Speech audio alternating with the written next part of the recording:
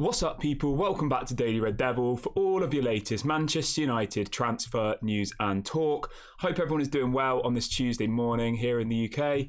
Feeling good this morning. Lots and lots to get into on this morning's show, so make sure to smash a like on the video and do subscribe to the channel if you are new. Now, let's start off the show with some positivity. There was a story coming out late last night from, it's coming from Chris Wheeler, he's a good journalist in the UK, and he is saying that Manchester United are closing in on a deal for Rasmus Hojlund. Very, very positive, very exciting. We've also got a bit of news coming in from Fabrizio on the same topic, saying the following. Manchester United are about to submit their official opening bid for Rasmus Hojlund. Manchester United are discussing internally, and it's something around 70 million euros. So we believe the fee will be around 70 million euros, including add-ons. I personally think it'll be 50 million pounds plus 10 million in add-ons, which is 70 million euros. But we'll have to wait and see on that one, guys. As always, do let me know in the comments section. How do you feel about this 70 million euros bid that's being floated? Do you think that's a good deal? Do you think it's too much? Let me know. I look forward to seeing your comments in the comments section. I think 70 million, given the current circumstances, we're 4 weeks away from the start of the season. 50 million up front plus 10 million in add-ons, that's 70 million euros. I'd just give them that now at this point and say, here's the money, and try and get him on that pre-season flight to America on Thursday, I think it is. Yeah, I think it's Thursday we set off to America, guys. So for me, it's absolutely essential that he is on that plane to New York for that game against Arsenal. So I'd just go into the negotiations and say, we'll give you 50 plus 10 in add-ons, take it or leave it. That's kind of what Fabrizio said, that it'll be something around 70 million euros. I think it's fine. I do. I'm happy with that. You know, I think we could have got him for less, but at the end of the day, what's the point in could have, should have? You know, we're here. Let's just get on with it. So yeah, let me know how you're feeling about that one, guys. Rasmus Hojlund, the deal is really, really hotting up, and it does look like he will become a Manchester United player. I'm really excited about him. He's a quality player. He's going to absolutely revolutionise our team, I think. We haven't had a young striker since Wayne Rooney. Just remember that, guys. The last time we bought a young striker who we had to develop was Wayne Rooney. Absolutely mental. How long ago was that? 10 years ago? Think of all the strikers we've bought in the last 5 years, guys. Cavani, Ronaldo, Falcao, Ighalo. All of these people are, what, 30 plus? We haven't bought a 20-year-old striker since Wayne Rooney. Just let that sink in. Absolutely mental. So yeah, I'm super, super positive about this one. You know I like Rasmus Hojlund. I know some people are worried about his goals and all the rest of it, but we did talk about this multiple times before, guys. If you actually look at his stats, he didn't start most of the games that he played last season. He came off the bench. So for him to get 13 goals and assists in the equivalent of about 20 matches worth of game time, I think that's good. I do. I'm happy with that. And at the end of the day, guys, he was playing for Atalanta, who, all due respect, Atalanta aren't the greatest team, are they? Like, where did they finish in Serie A last season? Let me just check for you guys. Yeah, I don't think Atalanta are a particularly good team, are they, really? But let me know in the comments section. Let me know if you think... I think he'll get more opportunities at Manchester United is kind of what I'm saying. They finished fifth in Serie A last season. So, yeah, they're kind of like a 5th or 6th place team, aren't they, Atalanta? So I do think him coming to Manchester United, as long as Anthony and Rashford learn to pass the ball, I think will be good. I do. So let's have a look at a few comments. Do get your comments in and make sure to smash a like on the video, guys. We've got 200 people in the chat already, so do smash a like if you haven't already. And do, of course, subscribe. Yeah, I'm just excited to be getting a player at the beginning of his career. Do you know what I mean? Like, I'm so sick of signing people when they're kind of past their best. Cavani, Sanchez, Ronaldo, Falcao, Ighalo, Weghorst. All of these people were not like players for the future, were they? They were stopgaps because the Glazers didn't want to spend money on a striker. Whereas we're actually getting somebody now who is, well, he's young, he's raw, he could develop into whatever we want him to be. He could go on to be, obviously this is completely hypothetical, but he could go on to be one of the best strikers in the world, I think. Obviously, he also could not. There's a risk there. He might get a really bad injury, something might happen to him. You know, it is kind of 50-50, but I think with Eric Ten Hag, with Benny McCarthy, the striker coach, all of the rest of the team at Carrington, I honestly believe that we could develop him into an absolute monster. So for 50 million plus 10 in add-ons, I would go and do that 100%. Very, very positive. Yeah, really, really like him. Somebody's asking about Onana in the chat. Onana, guys, apparently Onana's landing in the UK today. It was meant to be last night, but for whatever reason that didn't happen. So Onana is expected in the UK today and will have his medical either today or later on. Yeah, there's another bit of news coming out here from Sky Sports on the Rasmus Hojlund deal, guys. So I'll bring that one to you really, really quickly, just whilst we're on that topic. So Sky Sports in the UK are reporting that Rasmus Hojlund is the priority target for Erik ten Hag after Manchester United sealed the Onana deal. And as we said, Fabrizio Romano is saying that a €70 million bid is expected. But we do believe that is including add-ons. So I do expect it to be €60 million plus 10 in add-ons, which I think is good. I really do. So I'm happy about that one. But of course, guys, I do invite you to get your comments in, to get your thoughts on that. Are you happy with £50 million plus 10 million in add-ons for Rasmus Hojlund? Right, we've got a question coming in. Dimmy says, if we were to get an elite top-shelf striker, how much would his weekly wages be since Marcus is on 375? We will speak about Marcus Rashford's wages in a minute, guys, because there has been some more story about that come out. I think if Harry Kane came to the club, I reckon he'd be on 400. I do. I think if we signed Harry Kane or Victor Osimhen, maybe not Victor Osimhen, actually. I think Harry Kane would get 400 grand a week at Manchester United, I do. De Gea was on 375. Like, that's the benchmark. If Harry Kane, someone of that level, an elite striker, as you say, or like a Hojlund, or not a Hojlund, a Haaland, or I can't think of any other examples, a Lewandowski, someone like that, somebody who's literally one of the top 5 strikers in the world, I think they'd be on 400 grand a week, I do. But obviously that's hypothetical. Because if anybody did miss that, Tottenham are reportedly offering Harry Kane a 400 grand a week contract at Manchester United, at Tottenham. Absolutely crazy, isn't it? 400 grand a week they're going to pay him to stay. I mean, they're literally just begging at this point, aren't they? They're doubling his wages. He doesn't want to be there. He wants to go and win trophies. And the only way they can get him to stay is by giving him 400 grand a week. It's crazy. Absolutely crazy. But anyway, it is what it is. We've got over 250 people in the chat already this morning, guys. Absolutely incredible. Please make sure to smash a like on the video and subscribe if you haven't already. Yeah, and let me know how you're feeling about the Rasmus Hojlund deal. I'm feeling positive this morning, guys.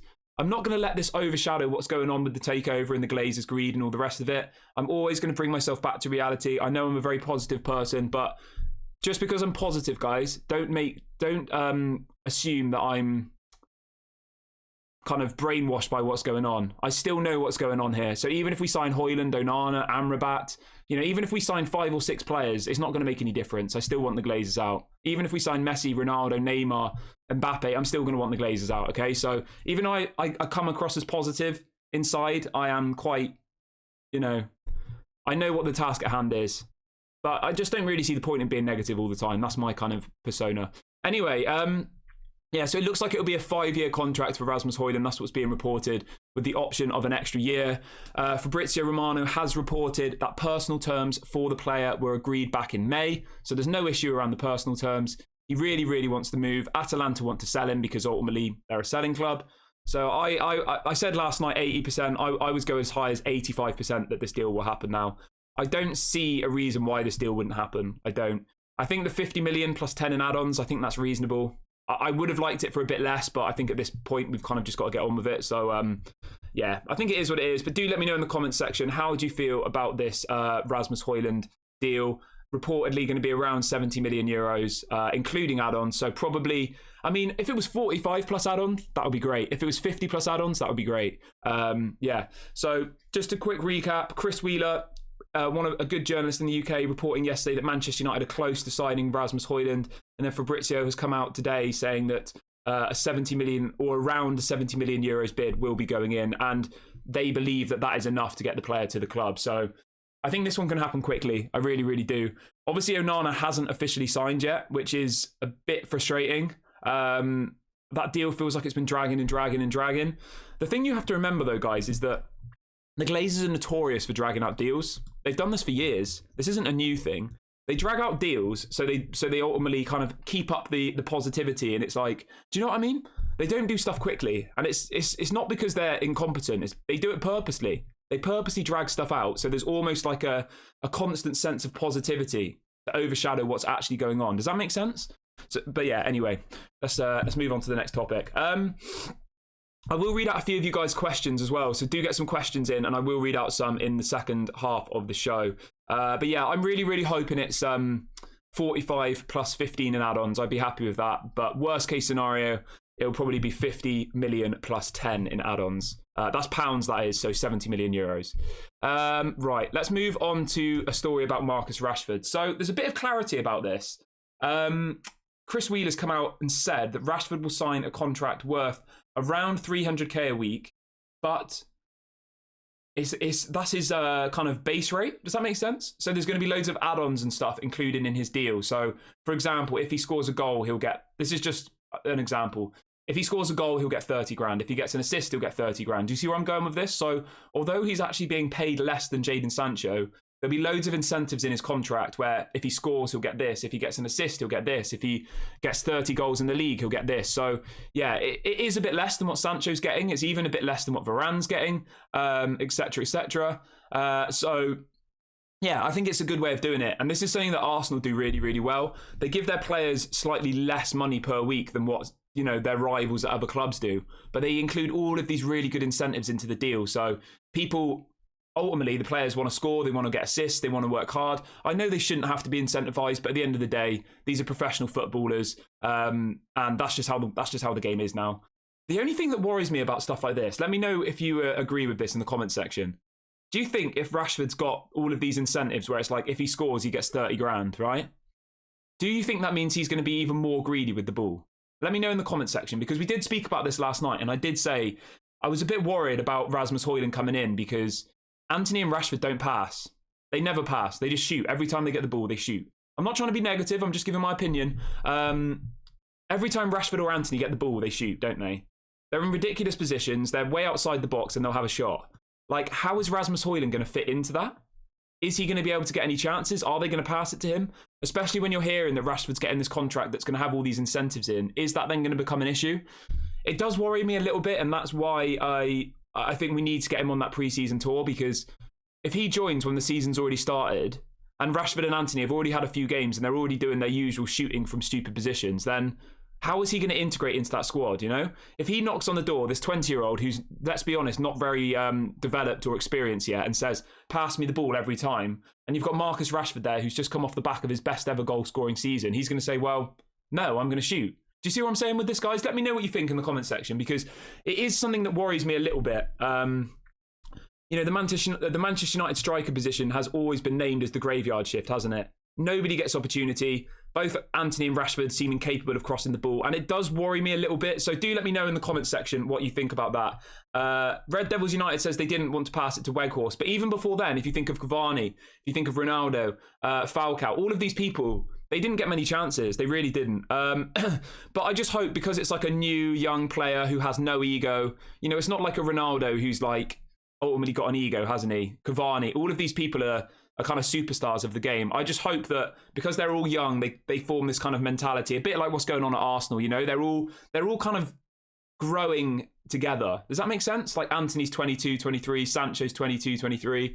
Yeah, I think it's maybe a bit of a different way of doing it, because ultimately Rasmus Hojlund's going to come in and he's going to be in awe of all of those other players, isn't he? Whereas it was the other way around. Ronaldo came in and Ronaldo thought he was the best thing ever and give me the ball, I'm Cristiano Ronaldo, and maybe that created a bit of negativity. I'm sure Ten Hag will work it out 100%. I've not got any worry about that. But yeah, I just think that it's essential that he gets as much minutes in the preseason as possible, just to gel with the team, just to get a bit of chemistry going. But we'll have to keep an eye on that one. But overall, I'm very, very happy about this deal. I think 70 million euros, 50 million plus 10 million pounds in add-ons. I think that's a great deal. But the thing is, guys, the thing you have to remember, right? My point here, it doesn't matter which striker it is. You could be signing Mbappe, you could be signing Haaland from Man City. I still would be saying the same thing. So it's nothing against Rasmus Hojlund. It's nothing to do with his play. It's just how we play at the moment. So it honestly doesn't matter who the striker is. I think I would still be thinking the same thing. Do you know what I mean? Because you had Ronaldo at the club, the best goal scorer ever, in my opinion. And even he was having a graveyard shift quite a lot of the time. So anyway, yeah, I do think maybe it's a bit dodgy, this incentives thing with Rashford, that he's going to be, you know, on a lower contract, but he could earn, in theory, 400, 500 grand a week if he scores 2 goals and gets an assist and all the rest of it. Noel's put in a good point, to be fair. Noel says Mount will put in crosses. Yeah, that's a really good point, actually. I hadn't considered that. Mason Mount obviously is an elite crosser of the ball. Bruno's good at crossing and passing stuff through. So maybe it's actually our midfield, our new midfield of Casemiro, Bruno and Mount that will unlock the strikers and give them more opportunities, because I think a lot of the time we really relied on giving the ball to Antony, giving the ball to Rashford on the wings, and then nothing really ever happened. They wouldn't put a cross into the box.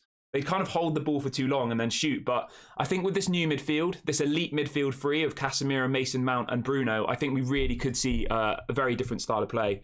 So Red Devils United says, Kieran, I feel if Hojlund is coming in, Rashford and Hojlund will share the responsibilities in the striker position. Yes, I 100% agree with you. I think next season we'll see a lot of Garnacho on the wing, and we will see Rashford and Hojlund as the two kind of strikers. I think that's what's going to happen, guys, because in my opinion, Garnacho needs game time. He really, really does. He could go on to be a very, very special player, and it would absolutely kill me to just see him sat on the bench every game. So I would have absolutely no issue with Garnacho starting some matches on the left and Rashford playing as the striker. No problem at all. You've got to remember, Hojlund's only 20 years of age. You know, he's not proven yet. There's no guarantee he's going to come in and be banging 30 goals in a season. So at least knowing we have Marcus Rashford who can play in that same position, that's really, really positive. So yeah, I do agree with you, Red Devils United, that we will expect to see Rashford and Hojlund kind of sharing the striker responsibility. I don't think it'll be Hojlund every single game. I'd be very, very surprised. We've got over 350 people in the chat this morning. Absolutely incredible. Please make sure to smash a like on the video and subscribe to the channel if you are new. We go live at 8 a.m. and 6 p.m. UK time every single day for a 1-hour show.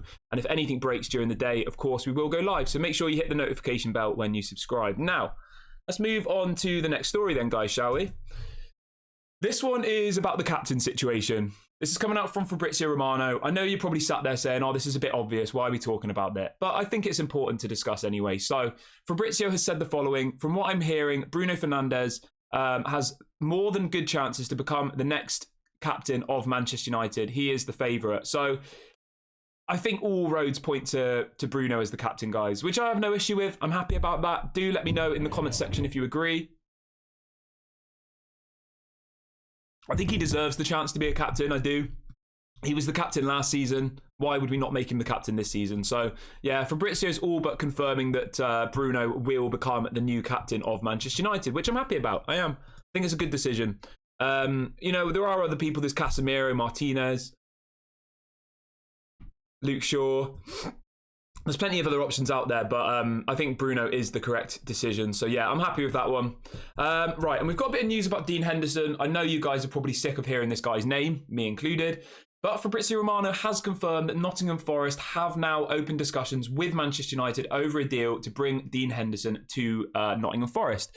So it looks like he will be leaving. The fee is reported to be around £20 million for Dean Henderson.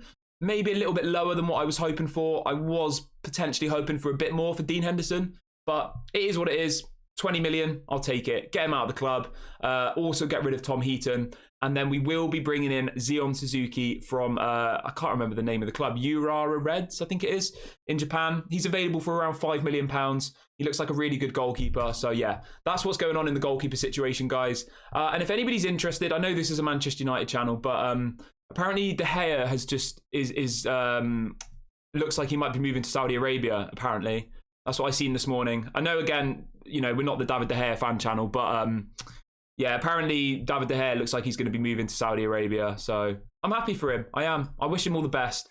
Hopefully he goes there and has a good time.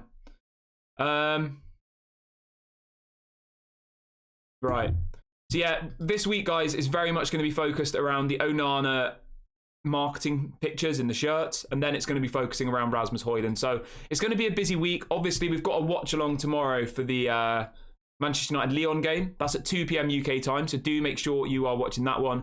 And we also will be here on when's the Arsenal game? Is it Friday? I think it's either Friday or Saturday. I can't remember. I do apologise. I think it's Saturday, but let me just double check that one for you guys. We're playing Arsenal in a pre-season friendly. I believe it's on Saturday, but let me just double check that one for you guys. Yeah, it's on Saturday. So yeah, we've got Lyon on Wednesday, guys, and then we've got Arsenal on Saturday. Yeah, so we will be doing watch-alongs for both of them if you guys are into that type of thing. Do get your questions in as well, guys. If anybody has any questions that they want to bring to the chat, then please do get them in and I will read them as soon as possible. Right. Okay, anyway, let's move on to the next story. I'll come back to the chat in a minute, so do get your comments in. And yeah. Right, so let's talk about the takeover really, really quickly, because there was a really interesting interview that came out yesterday. It was with a guy called Matt Slater. He writes for The Athletic. He was on the Stretford Paddock podcast, which is another podcast, YouTube channel thing that I like the stuff they put out. It's quite informative. Anyway, so there was this hour-long show yesterday about the takeover with Matt Slater, who is a Manchester-based journalist who writes for The Athletic. Okay, I watched all of it. I was so intrigued. It was so interesting, and I took a few quotes from it that I thought I'd bring into the show. So he says the Qataris are sick of being taken for mugs, okay? Now, which I completely agree with, because the Glazers are completely taking them for mugs. They are. Let's just agree that here. And he also goes on to say that, ultimately, everybody here in the chat is saying, oh, Sheikh Jassim, just give him the money, you know, pay whatever they want. But apparently Qatar aren't willing to do that. They have this fee that they think it's the club's worth. The thing you guys have got to remember, right, on the New York Stock Exchange, the actual value of Manchester United, if you calculate all the shares, is $3.5 billion. And Sheikh Jassim Qatar have reportedly offered around £6 billion. So what's that? $7 billion. So already their offer is double what the asking price actually is, what the market value is, sorry. And this Matt Slater guy, who he kept saying that he triple sourced all of his information, and he was quite not pushy, but he was quite, I can't think of the word. He wanted to really reassure people what he was saying had been triple sourced and he wasn't kind of making it up and all the rest of it, which is fine. That's good to hear.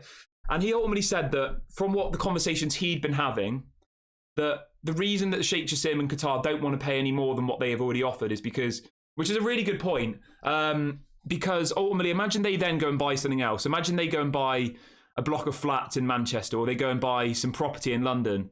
They feel that they're just going to be constantly seen as this enterprise, this company that will overpay for things. And obviously, you've got to remember that Sheikh Jassim, Qatar, are not. This isn't the first business they've ever bought. They're very successful business people, and they don't want to be seen in the industry as somebody who, you know, you can knock on the door and they'll pay whatever you want.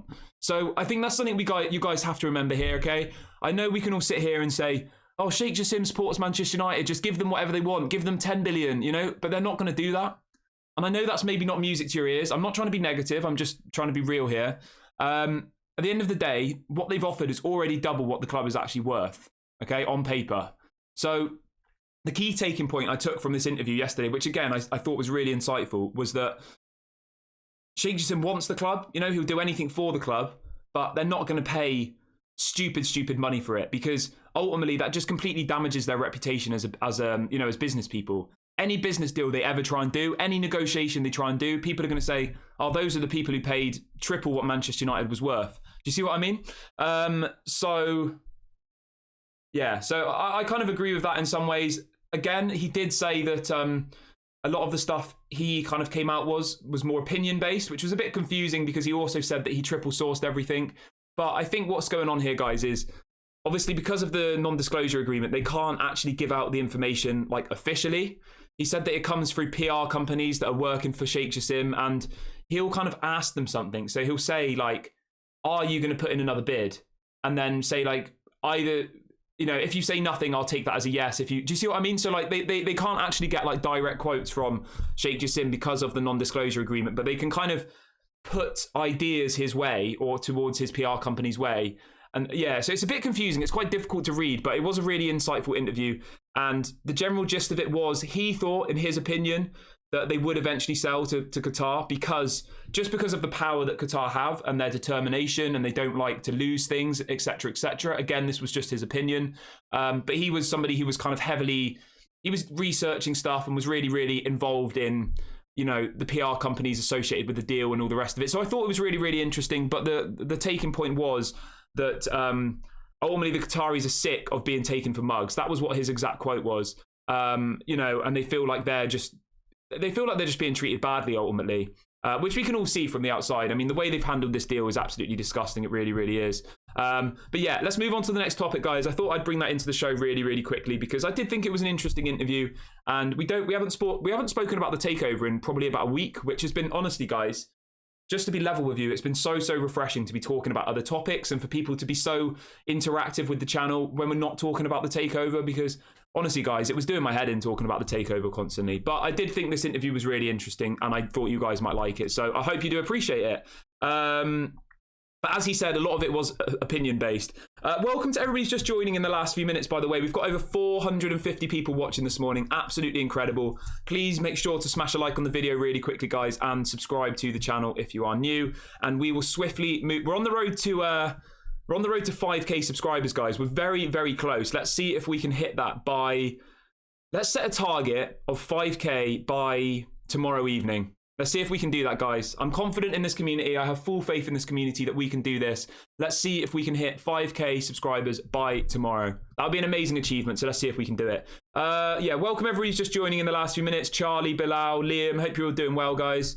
Hope you're having a good day wherever you are in the world. Let me know what you're up to today as well, guys, in the comments section. Let me know if you've got anything nice planned for the day. Right, let's move on to the next story then, shall we? So we've got a bit of news on the Amrabat situation. Again, a player I would love to see at Manchester United. I'm so excited about this guy. So Fabrizio Romano has come out saying the following.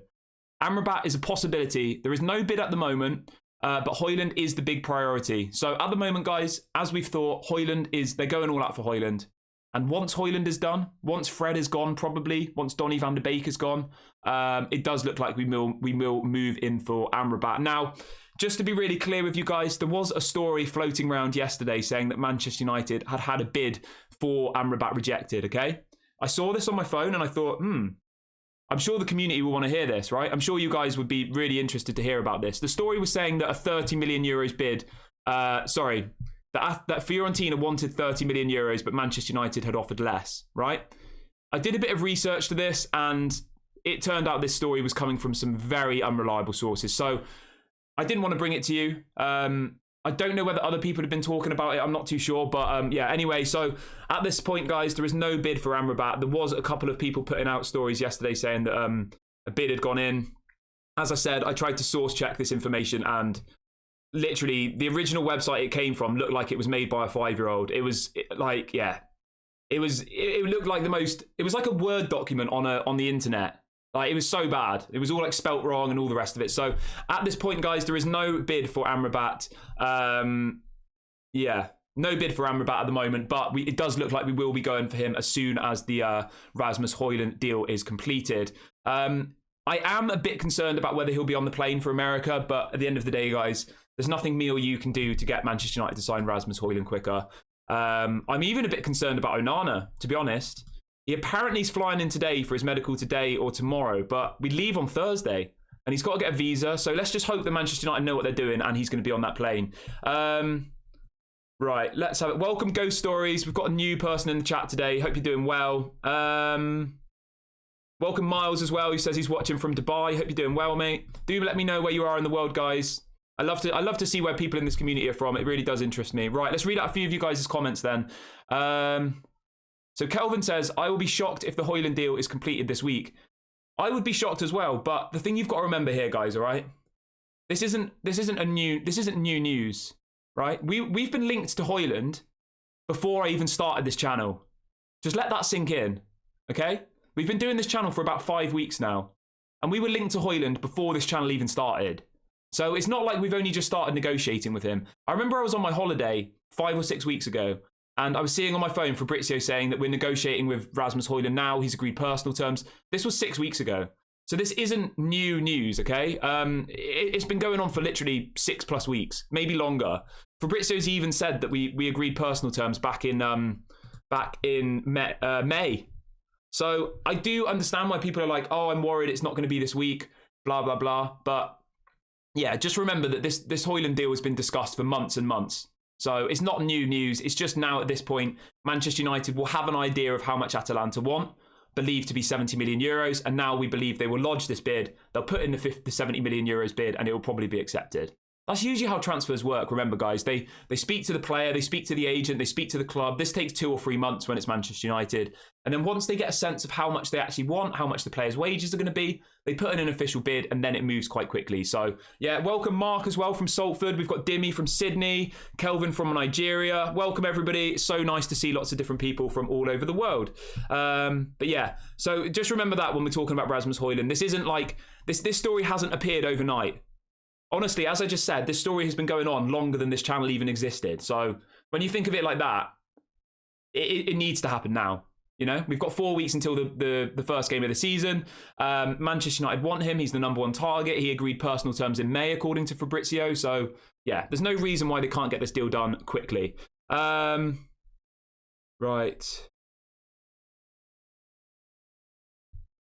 So Miles says, there is no shock for Hojlund landing at Manchester United because we have been doing it in every deadline day of the window. I don't think it'll be on the deadline day. I think it'll be this week or next. I do. Right. Amnat says, Kieran, what do you think should be our ideal starting 11 for tomorrow's game? We will be doing, what do you call it? A match preview later on today, guys. So we'll be doing a match preview for the game tomorrow. If anybody is unaware, we play Lyon tomorrow in our second friendly of the preseason tour. Yeah. So yeah, watch out for that one. It'll probably come this afternoon. Ultimately, we need to wait until we find out who's going on the plane, and then we'll do a match preview. So that'll probably be about 2-3 o'clock this afternoon, guys. We will do a match preview for that match. And do get your questions in as well, guys. I will read some out in a minute. We've got 500 people watching this morning, guys. Absolutely incredible. Please make sure to like the video and subscribe. It doesn't cost any money. Right, so we've got some breaking news coming in, guys, literally in the last couple of minutes. And it's not the news I wanted to hear, to be completely honest with you. So Samuel Luckhurst from the Manchester Evening News, who of course he's a journalist really close to Manchester United. He's saying that Manchester United could take Dean Henderson on tour after bulking, which is like after bulking. Ultimately, whatever the first offer that Nottingham Forest had put in, they're not happy with. So now they're considering taking him on tour. Apparently, the club have also received fresh inquiries about Elanga and Maguire. Let me just jump into the story really, really quickly. This has literally come out in the last couple of minutes. Right, so here we go. So Nottingham Forest want to sign Dean Henderson, who spent last season on loan at the City Ground. But unless there is a breakthrough in the negotiations, the 26-year-old has been told he will travel to the United States on Wednesday. I mean, what are these people doing? I hope this is just a negotiation tactic, because I do not want to see Dean Henderson going on that plane. Like, he needs to leave the club. It's just so frustrating. It really, really is. It says, it is understood Forest initially... Oh, my God. So Samuel Luckhurst is reporting that apparently Nottingham Forest have proposed another loan deal for Dean Henderson. I mean, what is wrong with these people? West Ham tried to get Maguire on loan. Right? Yesterday, we rejected that. After months and months of negotiations with Nottingham Forest, we're now hearing that they want him on loan. And they will own, so it's a loan with an obligation to buy if Dean Henderson makes a certain number of appearances. And it goes on to say that Manchester United are not interested in negotiating a loan move for Henderson, who has embarked on 6 loans in the last 7 years. Oh, so frustrating, guys. So frustrating. So for anybody joining in the last couple of minutes, breaking news that... apparently Nottingham Forest want to take Dean Henderson on loan now. They don't want to pay for him. This is coming in from Samuel Luckhurst in the Manchester Evening News. Absolutely ridiculous. If he's on that plane tomorrow to America, I'm going to be absolutely fuming. I really am. I really, really am. So annoying. I hope this is just a negotiation tactic. I really, really do. But it's just not what you want to see, is it? Like, the players that we need to sell, Maguire, West Ham want him on loan. Dean Henderson, Nottingham Forest want him on loan. Like, what are they playing at? So annoying, so annoying. Like, he needs to leave. He's our kind of option to make some money this summer. But anyway, let's not get ourselves too worked up about that. So there's a bit more news as well about Elanga, which we're going to bring to you really, really quickly. This is coming in the last couple of minutes, again, from the same source, saying that Nottingham Forest are also interested in Elanga. Apparently, Manchester United have now halved their asking price to 10 million for Elanga. Nottingham Forest and Everton are both interested. So apparently we're willing to take 10 million for Elanga now, guys. Absolutely ridiculous. Like, Elanga is worth more than 10 million. You know, Elanga's only on £6,000 a week as well. So no one here can say, oh, because of the wages. Elanga's on £6,000 per week. right? Absolutely ridiculous. Phil Jones was on 100 grand a week and he never even played. So yeah, to be only getting 10 million for Elanga, that is absolutely disgraceful. That really, really is. It's just ironic, isn't it? The Nottingham Forest want Dean Henderson on loan and then are only willing to pay 10 million for Elanga. Very, very frustrating. But yeah, we'll obviously keep you updated on this one. Hopefully, as somebody said in the chat, this is just a negotiation tactic. Hopefully, somebody does come in and actually puts in a proper bid for Dean Henderson because, like, answer me this, guys. How would you feel about having Dean Henderson and Onana as the two goalkeepers next season? Dean Henderson wouldn't want to be the backup though, would he? Like, he just needs to go. He needs to go. The same as Maguire. He needs to go. You know, they're not bad players, but it's just not going to work in the current squad. It's really, really not. We need to get rid of these people. We do. Even just to trim the squad a bit. Like, we need the people that Ten Hag actually wants there. So frustrating. But I just don't see the point in a loan move. It makes no sense whatsoever. So frustrating, guys. But do let me know in the comments section how you feel about this bit of news. And he goes on to say that West Ham have made contact about Harry Maguire. Blah, blah, blah. Yeah, so that's nothing we didn't know there. Very annoying, to be honest. I like it when we're live and we get positive news, but unfortunately this isn't positive news. It's that Nottingham Forest want him on loan. Yeah, so it says, it is understood Nottingham Forest initially proposed another loan deal with an obligation to buy if Dean Henderson makes a certain number of appearances. So I don't know. We'll have to wait and see. We'll have to keep... I'm not going to be too negative about it. Let's just wait and see. I mean, it is annoying, though. He's not a bad goalkeeper. I mean, he was an England international not that long ago. They're a bunch of jokers, honestly. An absolute bunch of jokers, if you ask me. On a bit of a positive note, we have had confirmation that Onana will fly to Manchester today. So finally, we will see Onana coming off that plane into Manchester, which is really, really positive. But yeah, they both need to go, Elanga and Dean Henderson. And we're relying on the money. You know, they're Premier League clubs. It's not like you're loaning them to some second division club in League One or something. They're Premier League clubs. They've got money. Like, come on, stop being jokers. There's a bit of a story as well coming out about Kobbie Mainoo. Lots of you guys have been asking me, what's going on with Kobbie Mainoo? What would you do with him? The Athletic are reporting that there are no plans to send out Kobbie Mainoo on loan, okay? And that apparently Ten Hag loves him and trusts his ability. So that's really, really positive. It does look like Kobbie Mainoo will get some game time next season for Manchester United, which I'm super happy about. I think he's a quality player. I would love to see Kobbie Mainoo break into that team next year. And maybe even he can kind of be the backup to Amrabat. You know, if we had Amrabat, Eriksen and Mount play the same position. We need a backup for Casemiro, don't we? Yeah, so hopefully Kobbie does get some game time. Oh, sorry, I'm going to sneeze. Sorry about that. Anyway, yeah, to be honest with you, if Henderson isn't going to get a loan move, I don't know what I would do with him, but I do just think he's a negative influence around the dressing room, to be honest. Like, yeah, not particularly sure about it. Yeah, it's just frustrating, isn't it, guys? Really frustrating. As I said, hopefully this is just the first point of negotiations. Hopefully Manchester United come back in and say, we're not going to loan him out to you, but we'll accept 15, 20 million. I would literally accept that at this point. I think we just need to get him off the books. He's on quite a lot of money, Dean Henderson, remember? He's not on like 50 grand a week. I think he's on 100k a week. Yeah, he's on £100,000 a week, Dean Henderson, £5.2 million a year. So the thing you've got to remember with loan moves, guys, is you end up paying half the wages. So what's the point?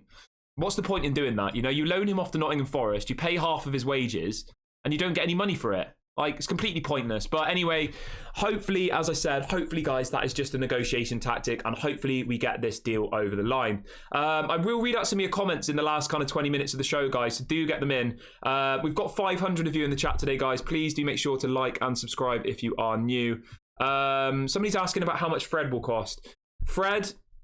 The reports around Fred are that he will go for around 10 to 20 million. We're not sure on the exact fee at this point. There are lots and lots of clubs interested in Fred, so I do think we'll get a bit of money for him. But you never know with Manchester United. You know, for weeks and weeks you hear that Fred's going to go for 20 million, and then next thing you know, we hear he's going to be loaned to Saudi Arabia. You know, we're going to loan him to the only place in the world that are paying stupid money for players at the moment. I wouldn't be surprised with Manchester United. You just don't know, do you? Yeah, it's Dean Henderson was written in the stars that he was going to go to Nottingham Forest for a decent fee. That's been reported probably about 50 times in the last month. And then we get this story out today saying He's going to go out on loan. They're not willing to do it, and he's going to be on the plane tomorrow.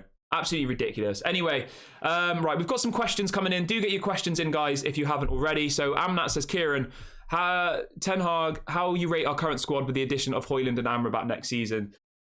That's a great question. I'll ask everybody back in the chat then. So say we sign Amrabat, Rasmus Hojlund, Onana, and Mason Mount, those 4 players. How would you rate our squad? And where do you think we'll finish with that squad? I still think we'll be battling for the top 4. I do. I don't want to be negative. I think we could win a League Cup or an FA Cup, but I'm not confident that we'll win the Premier League with those signings. You know, they're good signings, but it's not enough. As soon as maybe like a Casemiro gets injured, as soon as a Rashford gets injured, the right wing does worry me a little bit as well. Like Anthony, I think he could come good, but you know, there's a few question marks in there. The defence I'm really happy with. It's more of the striking positions. If Rasmus Hojlund comes in and hits 30 goals in the Premier League, then yeah, great, we'll do really well. But there is a big risk. Yeah, I'm a bit unsure. But do let me know in the comments section, how would you rate the squad if we sign Amrabat, Mason Mount, Onana, and Mason, and who's the other one? Rasmus Hojlund.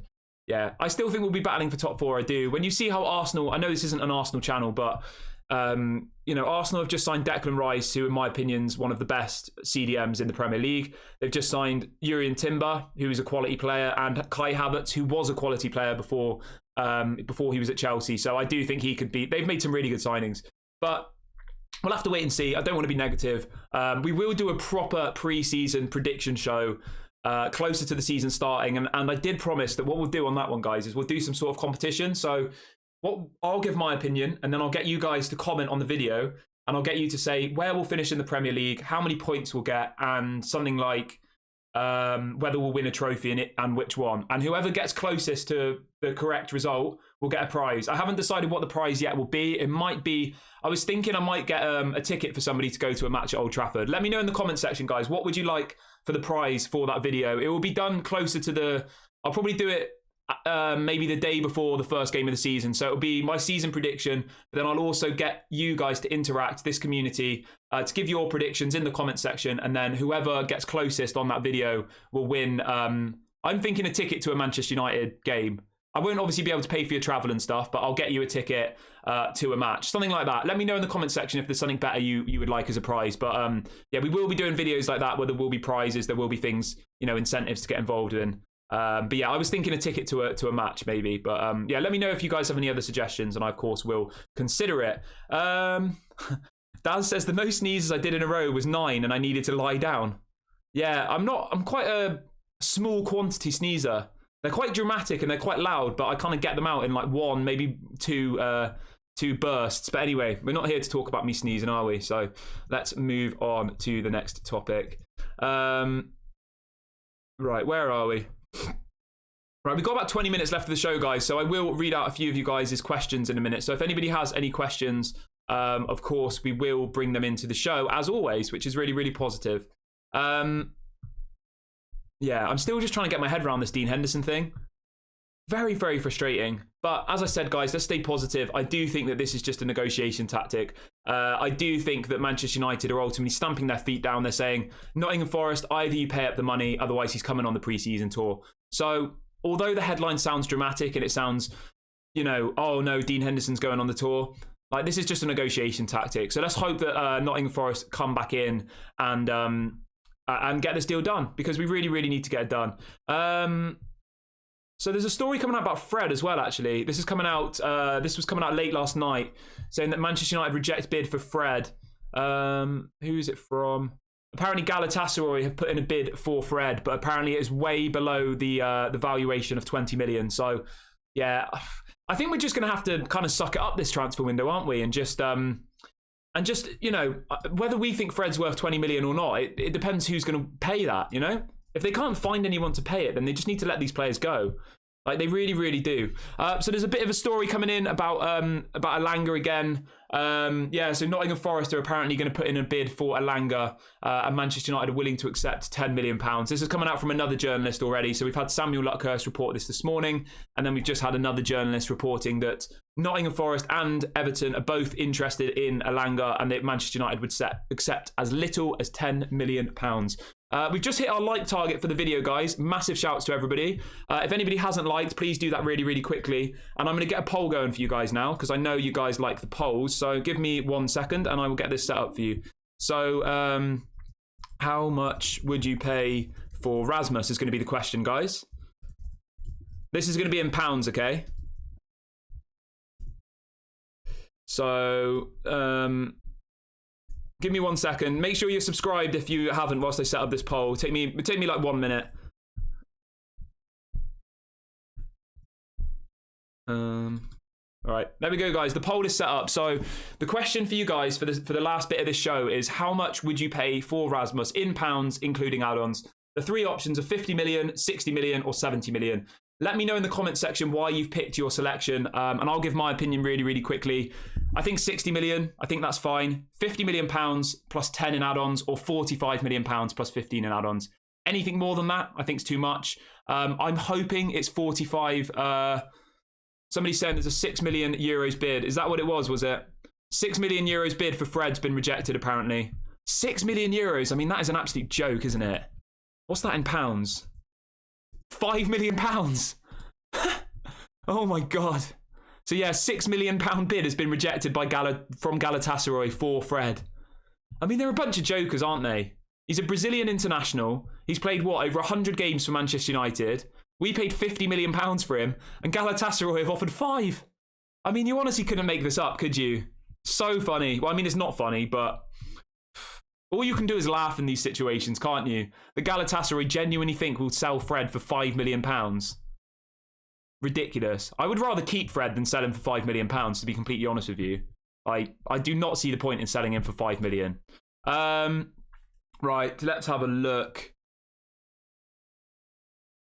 But yeah, I think someone like Fulham or, you know, a slightly bigger club will come in for Fred. Galatasaray don't have endless amounts of money, do they? What are they, in the Turkish league, I think?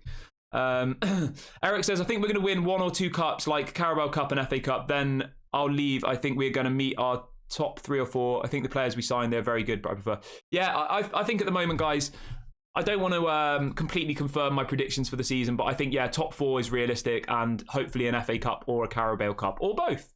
You know, I don't think we'll win the Champions League, and I don't think we'll win the Premier League. So, yeah. Yeah, I honestly can't believe that. Anybody just joining, apparently Manchester United have rejected a €6 million bid for Fred. £5 million. That's absolutely a joke. I would honestly say to them, like, why have you even bothered? That doesn't even start the playing field for negotiations, does it? £5 million. Ridiculous. Anyway, let's move on from that. So we've got a bit of news coming out about Will Fish. You're probably thinking, who the hell is Will Fish, and why are you talking about Fish on the stream, Kieran? But he is a Manchester United player, so that's why we're talking about it. He is from the under-21 squad. He's a really, really promising centre-back. He did play in the match against Leeds the other day in the second half. He's a centre-back. So there's a story coming out saying that Will Fish will be loaned out to Hibernian. He is expected to make the following Manchester United game against Lyon. So he looks like he'll play against Lyon tomorrow, and then he'll be loaned out. Now, he is somebody that I really, really like, and is someone that I do think could break into the squad in the next few years. I don't watch the youth side a lot, but I have a few friends who are really, really obsessed with the under-21s and all the rest of it. And yeah, they've said to me that this Will Fish guy is the real deal, and he could go on to be like a starting centre-back, they think. So yeah, that's why I thought I'd bring it in. So Fred says, who do you think is signing off on these stories of loans, the Glazers? I'm not sure what you mean there, Fred. Let me reword it and I'll read it again. Yeah, people asking about Fulham in the chat. So Fulham were reportedly in for Fred. That was what was being reported. And Saudi Arabian clubs. That's what Fabrizio Romano was saying. Fabrizio even said last night, right, that he was 90% sure that Fred will leave the club this summer. Yeah. We've got some breaking news as well, guys. Breaking news is always good whilst we're live. We can now confirm the exact price of the Onana deal. And it's actually a bit more than what we originally thought. But let's jump straight into it. So this is coming out from Laurie Whitwell, who writes for The Athletic. So This is an exclusive. This is coming in the last 54 seconds from Laurie Whitwell. He says, Manchester United agree final fee with Inter Milan for Onana. The price is 51 million euros plus 4 million in add-ons, okay? So 51 million euros, guys, is 44 million pounds plus 4 million euros in add-ons, which is 3.5 million pounds. So it's 44 million pounds plus 3.5 million pounds in add-ons. Absolute bargain. Well done to Manchester United for getting that deal done. Absolutely incredible, guys. Onana will become a Manchester United player. We've got him for 44 million pounds plus 3.5 million pounds in add-ons. He goes on to say that the talks between the clubs were completed last night. Onana is now set for medical. It could be in Manchester or it could be elsewhere. So, yeah, very interesting.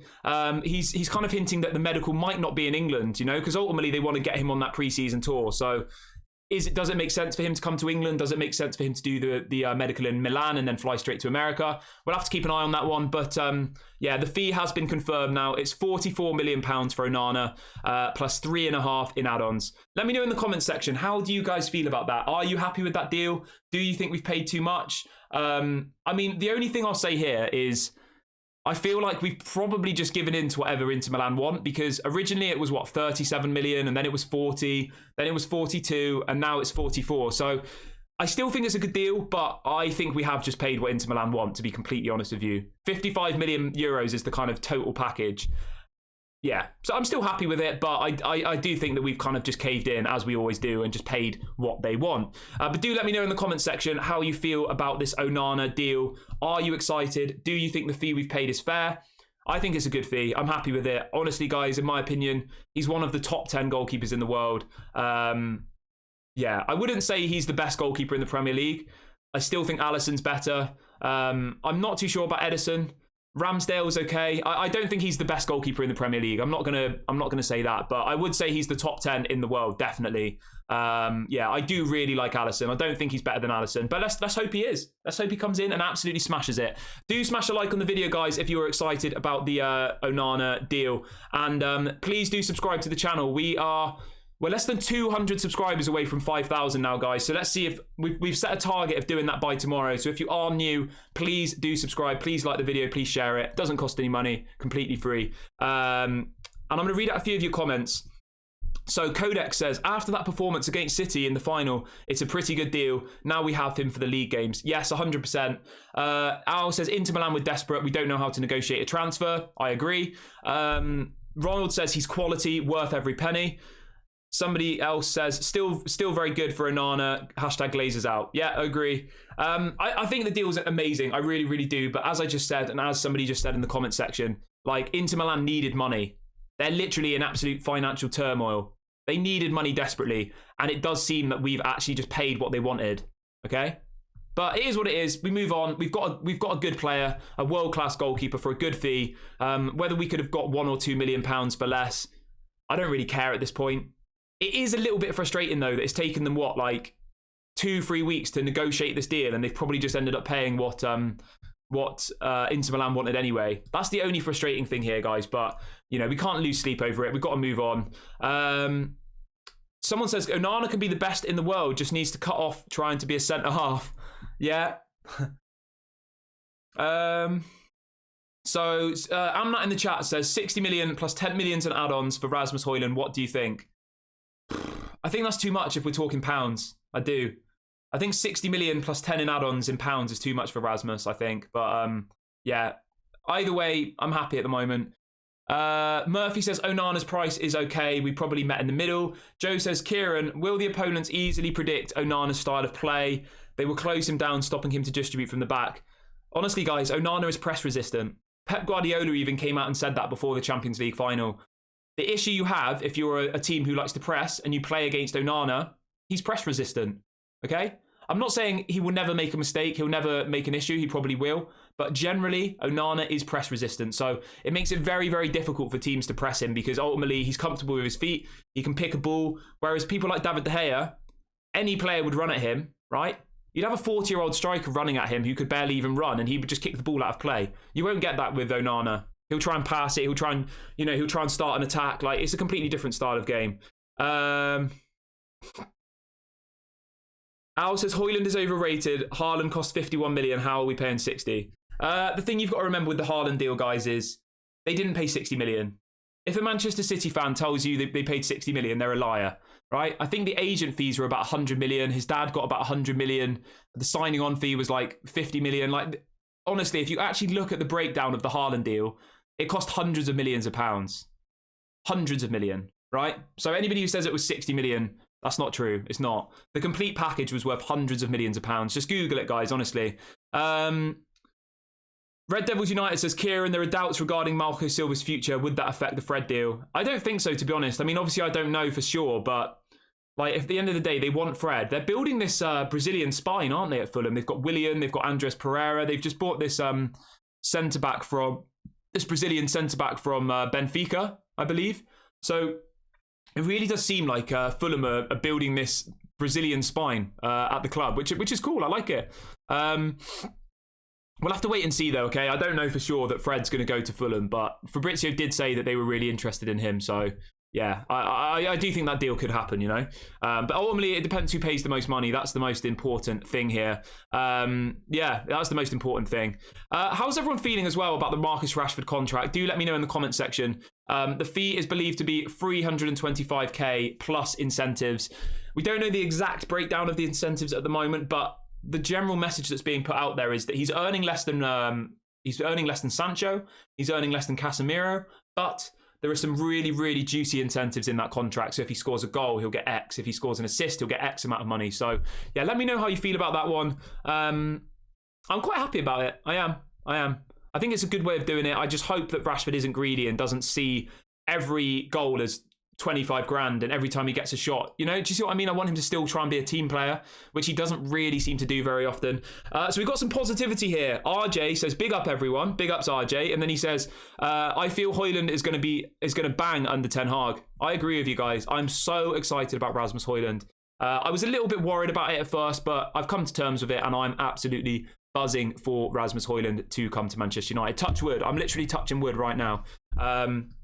Right, we've got 5 minutes left of the video, guys. There's over 500 people watching today. Absolutely incredible. Please make sure you like the video if you haven't already, guys, and please subscribe to the channel. We're less than 200 subscribers away from 5k now, so let's see if we can hit that by tomorrow evening. That's the target. Yeah, so it does look like the medical will happen today for Onana. Laurie Whitwell has said that he might be in Manchester, but it might not. And you're probably thinking, Kieran, why is that? Why is he not doing it in Manchester?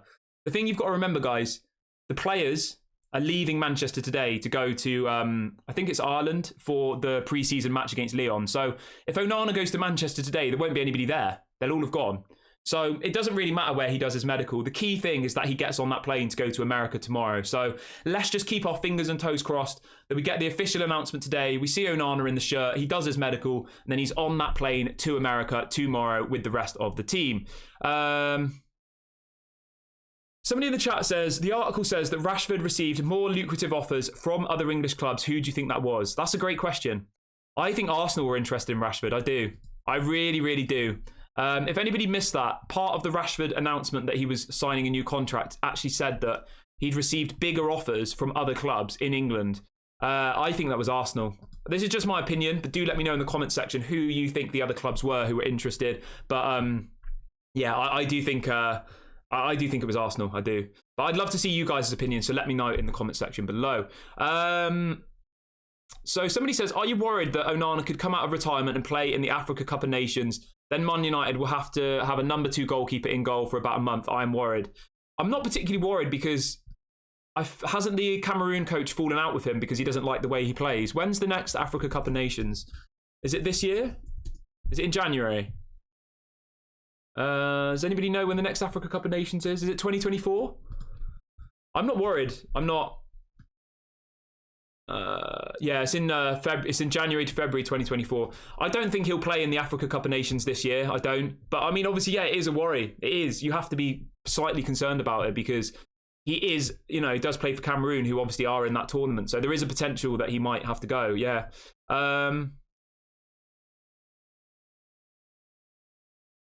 So Joe says, is the Glazer out protest or sentiment starting to quiet down? Qatar to Jim Ratcliffe backing up. I mean, to be completely honest with you guys, my stance on the takeover at the moment is like, it's still the same. I want the Glazers to leave. I want full sale. I want Qatar. I've said that to you guys publicly numbers of times. But I just don't really see the point in kind of recycling old news at this stage. So I'm trying to stay positive. I'm trying to keep you guys like not just constantly negative. I'm not living in dream world. There is a high chance that the Glazers will stay, you know? Let's not kid ourselves, but I just don't see the point in kind of beating ourselves up every single day about it at this point. Obviously when the season starts, protests begin, stuff like that, obviously that's great. Like, you know, as long as they're peaceful, blah, blah, blah, then like, obviously I have no issue with any of that. But at this point, I just don't really see, I just think it's a waste of energy. I know that you might say, Kieran, don't give up, but I'm not giving up. I just don't really see the point in bringing you guys old news every single day and kind of making ourselves feel down about it, because at the end of the day, there's nothing we can do. There's nothing we can do. The Glazers will make their decision and that will be the decision. So we've just got to be patient. Obviously, if they haven't made their decision before the season starts, then, you know, you can do protests, you can do staged walkouts from the stadium. There are lots of things that Manchester United fans can do to let their voices be heard. But at the moment, us constantly talking about it and getting upset about it doesn't really help anyone. So,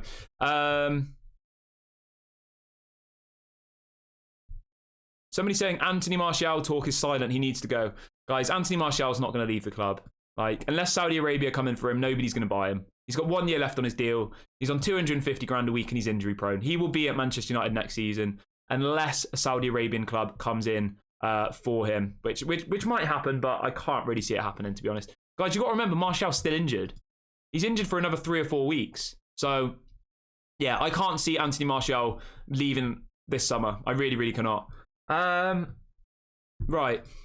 I think I'm going to wrap the show up here, guys. It feels like a good point to end the show. Please do smash the like button as you are leaving, and please do subscribe to the channel if you are new. We will, of course, be back at 6 p.m. UK time for another hour-long show. And if anything breaks between now and 6 p.m, of course, we will go live. If we get the Onana medical, if we get the official photos, if we get any news about Rasmus Hojlund, of course, we will be live for you immediately. So do smash the like button, do subscribe, and make sure you hit the notification bell. I'll speak to you guys later. Lots of love. Peace out.